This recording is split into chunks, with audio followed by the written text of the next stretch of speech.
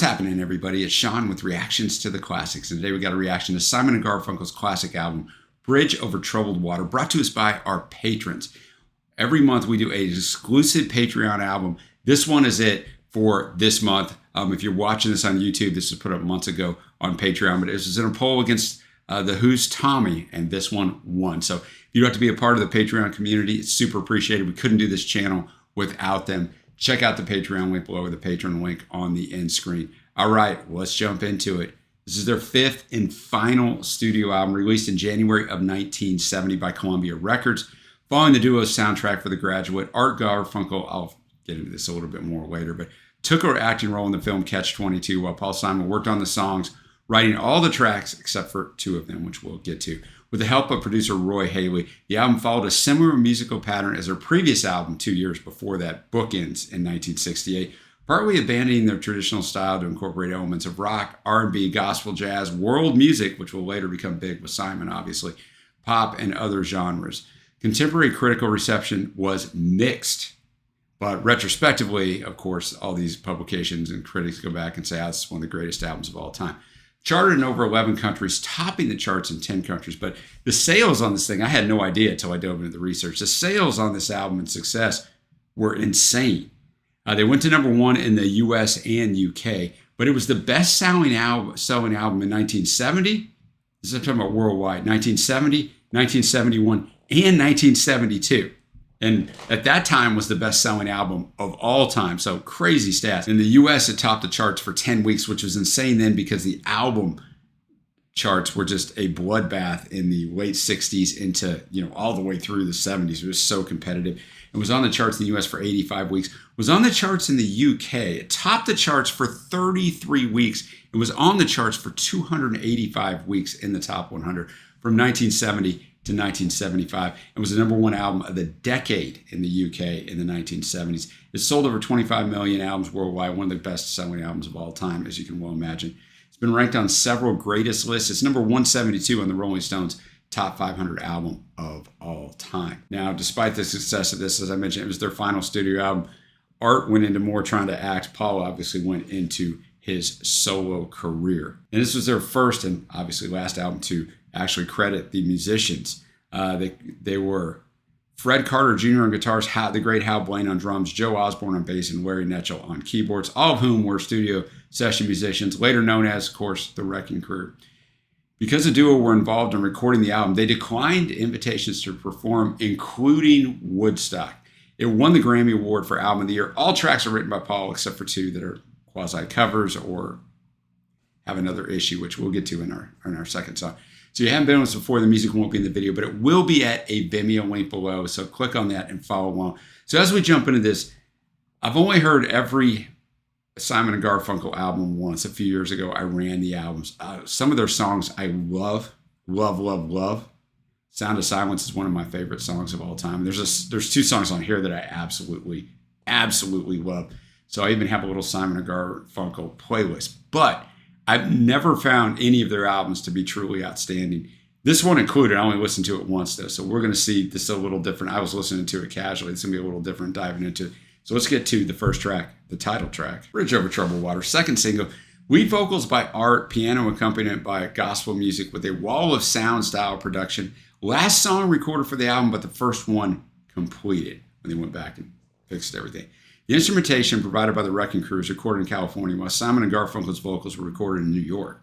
Simon felt Garfunkel should sing solo, an invitation Garfunkel initially declined. Session musician Larry Netchell performs piano with Joe Osborne playing bass and Hal playing on drums. It won 5 awards, this song did, at the Grammys in 1971. Record of the Year, so that goes to the artist. Song of the Year goes to the songwriter. It's their most successful single, topping the Hot 100 in the U.S. for 6 weeks. It was the number one song on the year-end Hot 100 in 1970. Also hit number one in the U.K., Canada, France, and New Zealand. You're going to find, I'm going to give you some chart things that this album and these songs have success all over the world. You don't usually see that. It's always pointed out where it's everywhere. This song itself sold over 6 million copies worldwide. Became one of the most performed songs of the 20th century, covered by over 50 artists, including Elvis, Aretha Franklin, and Johnny Cash. It's ranked 66 on Rolling Stone's top 500 songs of all time. Paul said he composed this song in 1969. It came to him very quickly. He even said, I asked myself, where did that come from? It doesn't seem like me. The title concept was inspired by Claude Jeter's line, I'll be your bridge over deep water if you trust in my name, which Jeter sang with his group, the Swan Silverstones, in the 1959 song, Mary, Don't You Weep. According to gospel producer and historian Anthony Heibud, Simon acknowledged his debt to Jeter in person and handed Jeter a check. Simon named Johann Sebastian Bach's O Sacred Head, Now Wounded as inspiration for parts of the melody. Simon wrote the song initially on guitar, but transposed it to piano to reflect the gospel influence and to suit Art's voice better. Simon told Art that Art should sing it alone, the, quote, white choir boy way. That's what Simon told him, though Simon adds harmony on the final verse. Garfunkel felt it was not right for him. He liked Simon's falsetto on the demo and suggested that Paul sing it. At the suggestion of Art and producer Roy Howie, Simon wrote an extra verse and a, quote, bigger ending, though he felt it was less cohesive with the early verses and he actually didn't like it. The final verse was written about Paul's then wife, Peggy Harper, who had noticed her first gray hairs. That's how you get sail on, silver girl. It does not refer to a drug abuser's hypodermic needle, as it is sometimes claimed.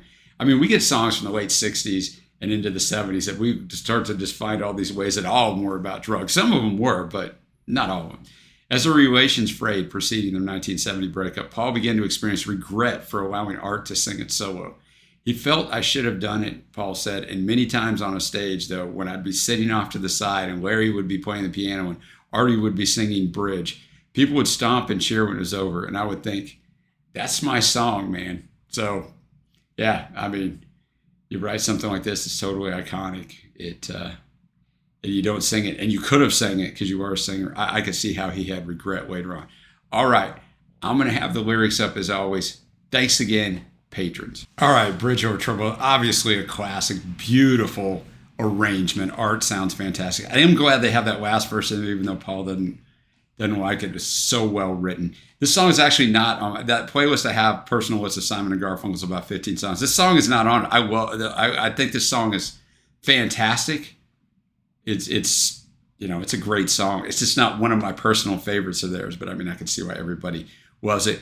Now, this song is almost 5 minutes long. It's 4 minutes, 53 seconds. And Columbia kind of went back and forth about whether they were going to cut it down to release it as a single because they were trying to keep everything around 3 minutes. But, a few years before, Dylan had like a Rolling Stone that was longer and it did chart. So they did decide to release it in its entirety. I don't know what they would have cut out. I'm going to assume they would have left the third verse where they're on there together and cut out maybe the second verse. Like it just wouldn't have been nearly as powerful. So I'm glad they did. Obviously, as I told you, it went to number one, for several weeks and sold over 6 million copies. So they made the right decision. Sometimes the record companies make the right decisions. Not very often. Next up, we got a song that has a story behind it. We got El Condor Passes in parentheses, If I Could. Arranged by George Milchberg. Daniel Alomia Robles wrote it. And then there, of course, Paul writes the English lyrics to this. But I'll get into this. It's Spanish for the Condor Passes. I mean, that's what it means. It's an orchestral musical piece from El Condor Passes by the Peruvian composer Daniel Alomia Robles, written in 1913, and is based on a traditional Andean music, specifically folklore from Peru, but it's still written by Daniel. Since then, it's been estimated that around the world, more than 4,000 versions of the melody have been produced, along with 300 sets of lyrics. In 2004, Peru declared this song to be part of its national cultural heritage. It's now considered the second national anthem of Peru. In 1965, when Paul was in Paris, he was playing a gig, at the same place that a band Los Incas was playing at. Simon became friendly with the band, later even touring with them and producing their first American album. He asked the band for permission to use the piece in his production. That's where he heard this first being played. The band's director and founding member, George Milchberg, who was collecting royalties for the piece as co-author and arranger, responded erroneously that it was a traditional Peruvian composition. Milchberg told Simon he was registered as arrangement's co-author and collected royalties, so he told him to do it. Simon and Garfunkel recorded it on Here. The instrumental version by Los Incas was used as the bass track. This single went to 18 in the U.S., by the way. In late 1970, Daniel Alomia Robles' son, Armando, filed a successful copyright lawsuit against Paul. The grounds of the lawsuit extended that the song had been composed by his father, who copyrighted the song in the U.S. in 1933. Armando said he held no ill will towards Paul for what he considered a misunderstanding and honest mistake. He said, it was an almost friendly court case because Paul Simon was very respectful of other cultures. It was not carelessness on his part. He happened to hear the song in Paris from the group Los Incas. He liked it. He went to ask the band for permission. They gave him the wrong information. Jorge Milchberg told him, or George, it can be both ways in Spanish, I don't know, told him it was a traditional folk song from the 18th century and not my father's composition. It's a court case without further complications. This song did go to number 1 in Australia, Japan, Spain, Switzerland, and West Germany. Number 4 in Canada. Let's get it. A good song. I mean, you talk about getting two different types of music just in the first two songs and the sequencing of this album. I think part of the beauty of this is just the instrumentation on it's fantastic, right? And, I mean, it does have good lyrics, and there's not a lot to them or anything, but having Paul sing the verses and then Art comes in there with the bridge. I like that kind of change up too, but good song. Next up, we have Cecilia, third single, 4 in the U.S., but failed to chart in the U.K., which, I mean, I told you all the UK success, so that was kind of surprising to me. The song's origins lie in a late-night party attended by the duo and friends. The song's rhythm was developed by Simon Garfunkel and Simon's younger brother, Eddie. They recorded it for fun, utilizing the Sony tape recorder and employing reverberation. In doing so, they're able to synchronize their live rhythm with the reverberating sound on the recording. A friend grabbed a guitar, strumming and punctuating the rhythm with the ahs. Simon later found himself coming back to the tape and its infectious quality. While listening to the recording, he composed the song's guitar line. Paul found a section, the length of shortly over a minute, that he felt had a nice groove, and then he and the producer, Roy Haley, made a loop of this section, which was not an easy task because digital recording hadn't been invented yet. Simon and Garfunkel dropped drumsticks on the parquet floor, incorporating their sound into the track. In addition, Paul played random notes on a xylophone as those elements would be compressed in the final version to where it would not be audible whether or not they were correctly played. That's the way you got to do it. Drums were played by, of course, Hal Blaine. Simon has suggested that the Cecilia of the title refers to Saint Cecilia, patron saint of music in the Catholic tradition, and thus the song might refer to the frustration of fleeting inspiration in songwriting, the issues of musical fame, or in a wider sense, the absurdity of pop culture. The song is generally interpreted as a lament over a capricious lover who causes both anguish and jubilation to the singer. They initially imagined this as the first real single for Bridge, but the chairman of Columbia Records, later Arista Records, Clive Davis, convinced him that the title track should be the first song. The Boxer was the first song released from, but we'll get to that. That was months and months before this album was released. 1 in Argentina, 6 in Australia, 2 in Canada, 1 in the Netherlands. All right, I didn't remember this song at all. I don't really remember this album. Like I said, I listened to it quickly once, so it's not the same as sitting here like this. But a fun song, well arranged, infectiously catchy. He got up to wash his face after he was in bed with her. He came back and he was already replaced. So it's the second most streamed song on this album. More so even than the title track, so that kind of shocked me. All right, we got a couple songs left on side 1. Keep the Customer Satisfied. It was the B-side to Bridge Over Troubled Water, so I'm sure a lot of people knew this song. It recounts the exhausting tours that Paul, of course, grew tired of, and the theme of an earlier song of theirs a little bit homeward bound, which is fantastic. Yeah, definitely lamenting life on the road, sheriff telling him to get out of there. Another well-done song, right? The variance of these first 4 songs, musically-wise, genre-wise, is pretty striking. All right, we're going to finish off side 1 with So Long, Frank Lloyd Wright. Art, who had studied architecture, asked Paul to write a song about Frank Lloyd Wright. Paul didn't know anything about Frank Lloyd Wright. There wasn't an internet to go research. I guess he didn't want to go to the library. So what he did is he just used the name as a substitute and wrote the song basically about Art. Art sings lead in the majority of the song while Paul sings on the bridge. While Garfunkel sings the song's fade out to the words So Long, producer and engineer Roy Haley is heard on the recording calling out, So long already, Artie. Other lines in the song refer to the songwriter having, quote, barely learned the tune and to the nights when an unspecified we would harmonize till dawn. The accompaniment includes congas, strings, a flute uncredited on the liner notes, bass, and a classical guitar part played in bossa nova style, primarily using the 7th chord. Simon has recalled he'd been listening to Brazilian music, probably Antonio Carlos Jobim, when he wrote the tune. Now, here's the thing. Art did not realize that Paul had intended the song to refer to their partnership until many years after the album had been released. In an interview, Art's remarked that Simon never let me in on that secret. I find that a secretive and unpleasant thing to have done to you. However, he's come to terms with the song and states in the liner notes to his 2012 compilation, The Singer, in which this song is on, further stating he can ignore the subtext since the song is, quote, just so much fun to sing, and writes about Paul Simon that one loves the giver of a beautiful gift. So he sort of got over it. But you can see, like, man, I didn't know this was about me, and then finding out years later it's about you. All right, so long, Frank Lloyd Wright. I basically told you the lyrics to this song. There's not a lot of lyrics here. It's well done. Definitely the world music influences on it. I'm not a huge fan of world music, but I mean, I get it. I get why people love it. I mean, it's well done. The weakest song for me on the first side, but I will reiterate one more time. Each of these 5 songs are so much different musically. Pretty courageous thing to throw out there in 1970. And we'll start off side 2 with The Boxer, a song that personally I cannot praise enough. I absolutely love this song. It was released as a standalone single in March of 1969, but included on this album 9 months later, which really wasn't done back then.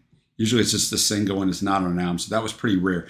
The original recording of the song is one of the duo's most highly produced and took over 100 hours to record.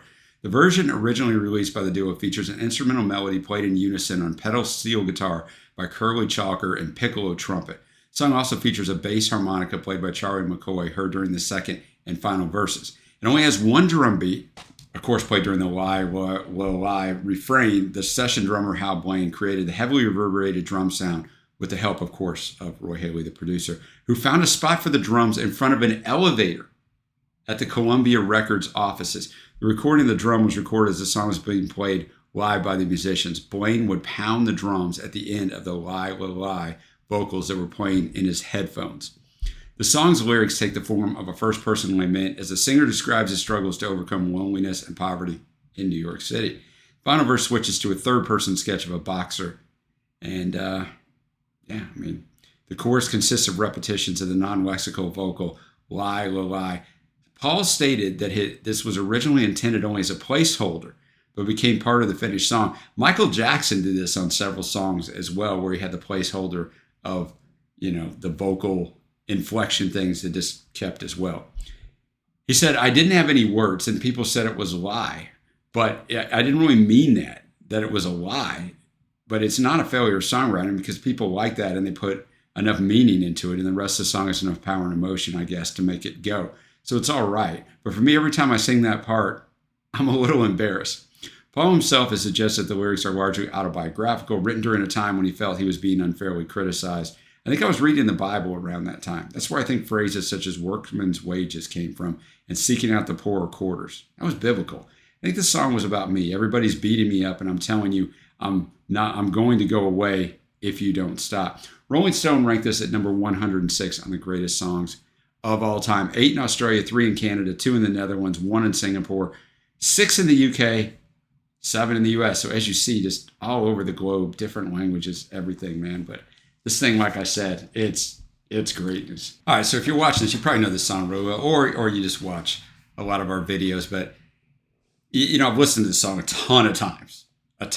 This and one other song on here are 2 of my faves of them.